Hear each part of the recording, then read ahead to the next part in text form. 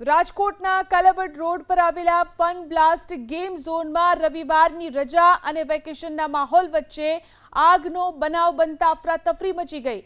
Short સર્કિટને કારણે આગનો તણખલો થતા અને અવાજ આવતા જ ગેમ ઝોનમાં હાજર પરિવારો અને બાળકોમાં નાસભાગ મચી ગઈ। સતર્કતા દાખવી અને કર્મચારીઓ અને વાલીઓને તાત્કાલિક તમામ બાળકોને સુરક્ષિત બહાર કાઢ્યા। લોકો પોતાના ચંપલ છોડીને પણ જીવ બચાવતા ભાગ્યા।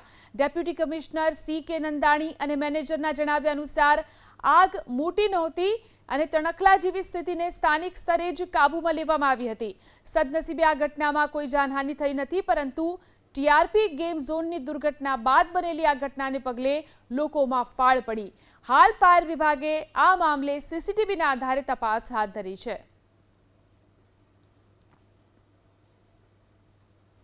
એટલે જેવા મેઇન ગેટ અને પછીનો બીજો જે ગેટ છે ત્યાંથી તરત અમે એન્ટર થતા હતા ત્યારે મેં જોયું કે જમણી બાજુની ડાબી બાજુની સાઈડ ઉપર ટ્રેમ્પોલિનમાં એક તણખા જેવું ઝાડ્યું અને 2-4 ટીપા પડ્યા, પણ એક વ્યક્તિ કોઈ હતો અંદર, એને આ લોકોનો સ્ટાફ જ હશે, અને એ તરત જ ઉપર ચડી અને એને ઠારવાની કોશિશ ને બધું કર્યું જ, પણ ધુમાડો ખૂબ થઈ ગયો હતો અને ત્યાં સુધીમાં લોકોને જે TRPનું કે મગજમાં હોય એની લીધે ખૂબ આગ લાગી કરીને દોડવા માંડ્યા। જો આ ઘટના છે 7 વાગ્યા 7:15ની આજુબાજુ થઈ અને આ લોકો પાસે ફેસિલિટીઝ પણ બધી જ હશે જ ડેફિનેટલી, પણ ગેટ પણ વધારે છે, પણ જો 9 વાગે કે આ બાજુથી હોય તો નાના છોકરાઓ ચોક્કસપણે આમાં દબાઈ જાય કે કંઈ પણ એવી ઘટના કદાચ થઈ શકે, કારણ કે લોકો ખૂબ ભયથી દોડતા હતા। બીક હોય ને એક મગજમાં, એ રીતની બીક આ લોકો બધાય લોકોની હતી જ। આગ નથી લાગેલી સાહેબ, ખાલી સ્મોક ડિટેક્ટર એક્ટિવ થયું છે અને એના કારણે વૂટર વાગ્યું છે। અને સર આપ જોઈ શકો છો કોઈ જગ્યાએ આગ નથી લાગેલી। સ્મોક નીકળવાનું કારણ શું?